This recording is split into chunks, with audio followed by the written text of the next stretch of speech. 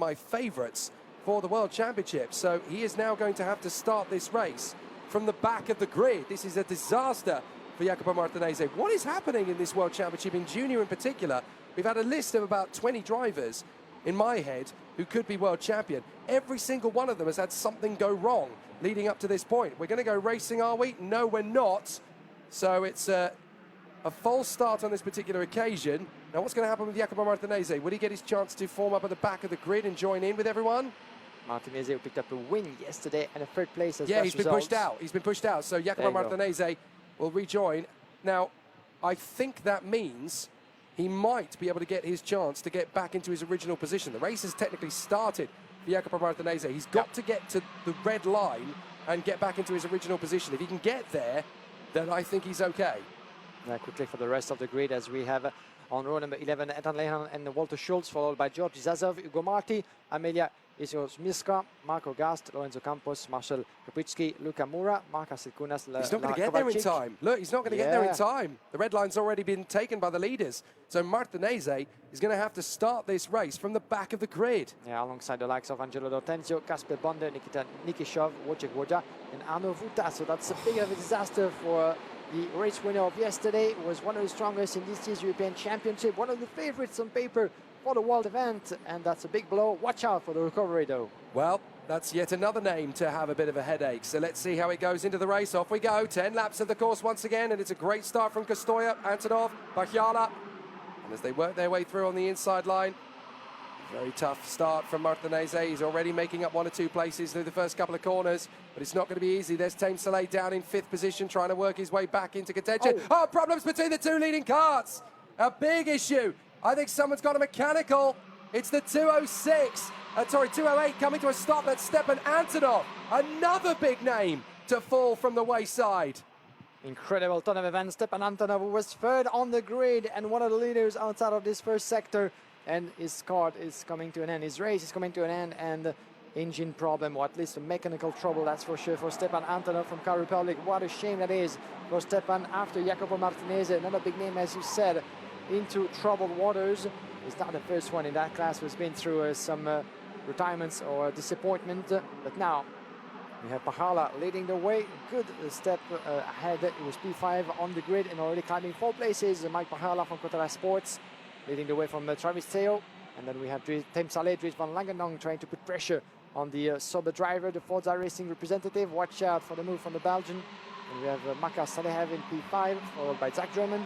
Climbing 9 places, Zach German. Watch out for the recover as well from the British driver, from Rocco Coronel, Luc Cordner, Enzo Arata, and Kadar Firan running at the top 10. So as a result of that, Mike Bacchiala is now your race leader, with Christian Kostoya being held up and dropping all the way to 14th. He's really going to have to work his magic to move his way back forward. Yeah, so complete side of the spine. What an incredible situation this is, because all of the drivers that are in contention for the World Championship are hitting trouble at some point. This is going to be one of those World Championships. It's almost like the Monaco Grand Prix 1982. It's the race that nobody wants to win. Yeah, indeed. We had like 3 different leaders in this last lap in the of final that lap. race. Yeah, there's another retirement. It's one of the VDKs. So that is very unfortunate for Walter Schultz. So Walter Schultz out of the race now as well, or at least trying to stay in it as long as humanly possible, as he tries to start the cart downhill. Can he do it? Come on, Walter. No, it's not going to happen. So hard to do that. And that's at post 5 that he's ended up having the problem. So there is Mike Bacchiala leading the way from Travis Teoh. Can we pick up on that? The Falcon from Malaysia, Travis Teoh, now finds himself in 2nd position. This will be amazing if he can pick up the victory. And what a groundbreaking moment it would be for him if he can just find a little bit more pace on Mike Bacchiala up front of him. But watch out for Tame Soleil and Dries van Langendock behind the both of them, because this is where Tame Soleil can really pick up an advantage on his rivals. This is what we love about the World Championship event, among many things, is that to see so many drivers coming from so many different countries. We have 57 of them represented this weekend, which is a new record for a worldwide event, and he's looking to go for the lead.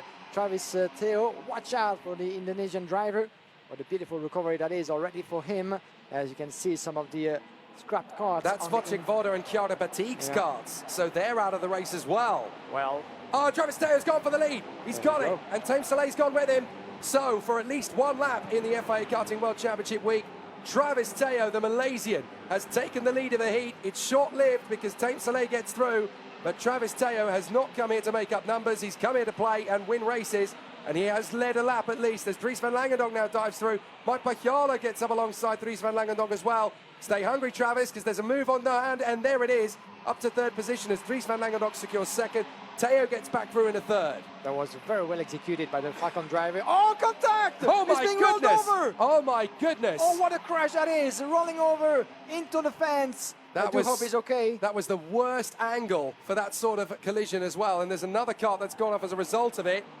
So Travis Teoh having the flip. Team Soleil up in front. And it is at slow boards around the circuit, of course. So Team Soleil now leading from Dries van Langendonk, of course, as we see. But it's Travis Teoh that's kart is involved in that one. Well, obviously, we are going to continue with the slow down board procedure. It's Team Soleil that controls the pace of the race. And obviously, a very nasty moment, but the team is already there on the side to try and make sure that everybody is okay. So we just obviously have to go through the correct safety procedures. The medical team is already on site. A couple of carts being cleared away. Klara Kowalczyk also having an incident, a separate one, on that lap as well.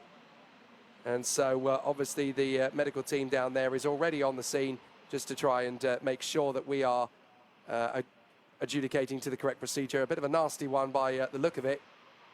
But, wow. It's a difficult one, and you've really got to feel for Travis Teoh, who was in the fight for the victory in that one and putting on a terrific show. He led for a lap of it, of course, in the Falcon, and it's just the worst angle to have that kind of wheel rub with somebody.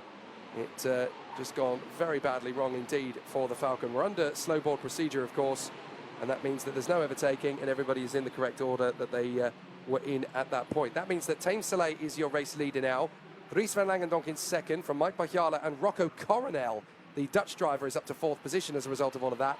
Endo Arata, the Japanese driver, in P5, in front of Makar Savelev, and then Luc Conde ahead of Christian Castoya, who has at least fought his way back to eighth position. Karaf behind, and Vladimir Ivanikov in the top 10, then Zach Drummond in front of Matt Corby, Ethan Lennon, Oliver Rasmussen, Georgi Zazov, and Matheus Orjuela.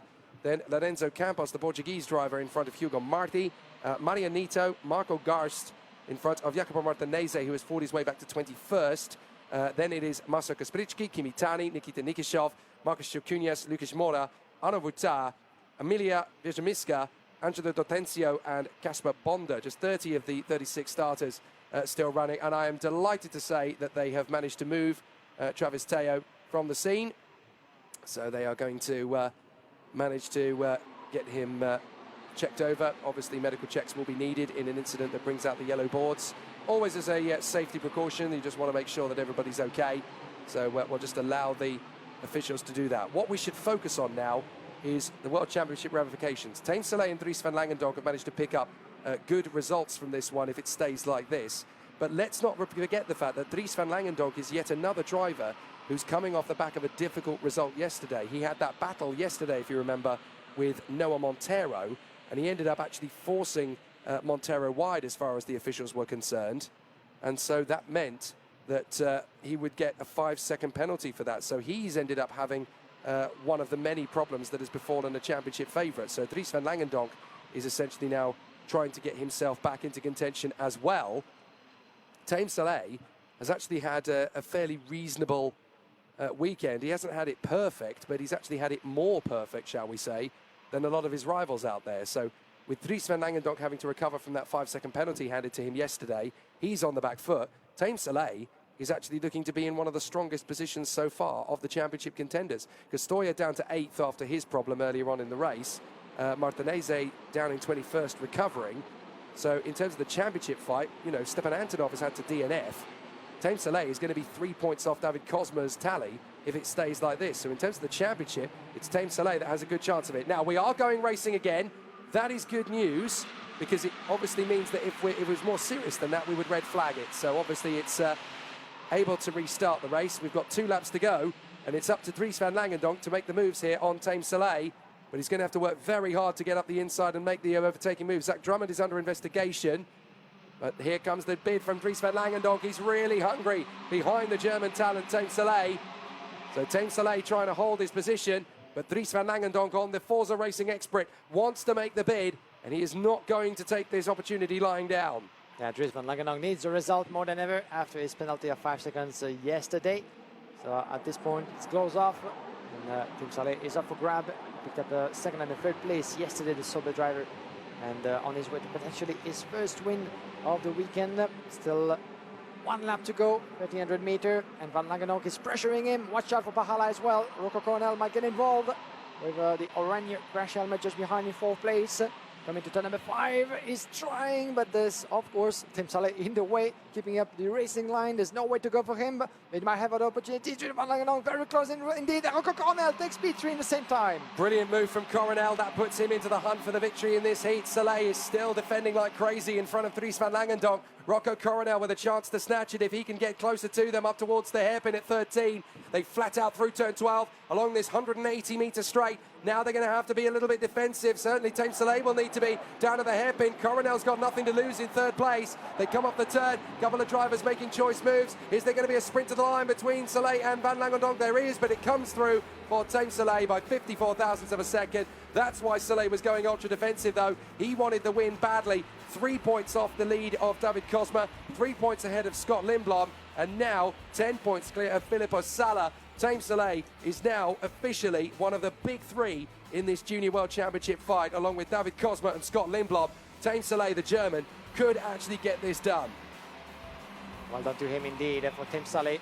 Dries van Langendonk was just 500 of a second behind onto the line, and we've had a couple of photo finish almost arrivals here so far to get us started for this second day of racing. An amazing fight back in that race as well from Christian Castoya. Dropped all the way to 14th after tangling with the breakdown of Stepan Antonov.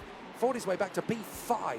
So Castoya is right back in this hunt. He's got 124 points, just 1 less than Filippo Sala. Noah Wolf is currently P6 on 121. Dries van Langendonk is now on 118. Chris Elfagali is still in the mix. The Lebanese driver, 115. Roman Kamyab on 114. And then Endo Arata and Jacopo Martinez on 109. So that's really shuffled the deck. So here's the classification in full for you guys with Team Soleil winner in front of Dries van Langendonk. Rocco Coronel picking up a 3rd place from Mike Pahala. Christian Costoya P5 from Endo Arata. Zach Drummond, Makar Savalev, Kawa Finrand, Vladimir Ya, Ivanikov running up the top 10. 11th place for Luc Conde from Matt Corby. Ethan Layton, as well as Matthias Oruela. Oliver Rasmussen P15, followed by Marianetto. Ugo Marti, as well as Georgi Sazov. Jacopo Martinez, all the way down to 19th place after his trouble at the start, but still a good recovery since he was dead last at the opening lap. So P19 in the end. As you can see, Team Soleil at the scale at the scrutiny ring is happy. You can see the smile, of course, and of course the satisfaction of a race well executed. Let's have a look back at the proceedings as we had Christian Costoya taking the best start from pole position into the first sector. A bit of a trouble for some of the drivers out there that led to Christian Costoya dropping a lot of momentum as around the turn number 5. You could see some overtaking done, as well as the trouble, unfortunately, for Stepan Antonov, who was 3rd on the grid and one of the contenders for the win, certainly. But unfortunately, his race came to an early close due to mechanical trouble. You can see him raise his hand. And this is actually what happened, certainly further back to one of the drivers as a result of losing momentum as well. The 206 making his bid around the inside. Zach Drummond would finish P7 after dropping all the way down to 9 at some point. But one of the stars of that race was, of course, the Indonesian driver, Travis Teoh, making his way through and up to P2 at some point. He was in contention for the win, and I've just been told that he's okay at the moment. So this is good news for Travis Teoh, who kept fighting at the forefront and leading almost a lap after taking advantage of the leader. He was fighting here with Dries van Langendonk, as well as Mike Pahala making his bit around inside for P2nd, but it was very well executed from Travis Teoh at this point, keeping the inside line and making sure he could actually keep fighting for positions. But he kept on fighting as well through the inside of turn number 13, with one of the VDKs being a little bit pushed from further back. It was the 251 of Matt Corby, who would end up finishing in P12. Rocco Coronel in the meantime, was able to pick up third place in the last lap. And in the end, it was once again a very close arrival onto the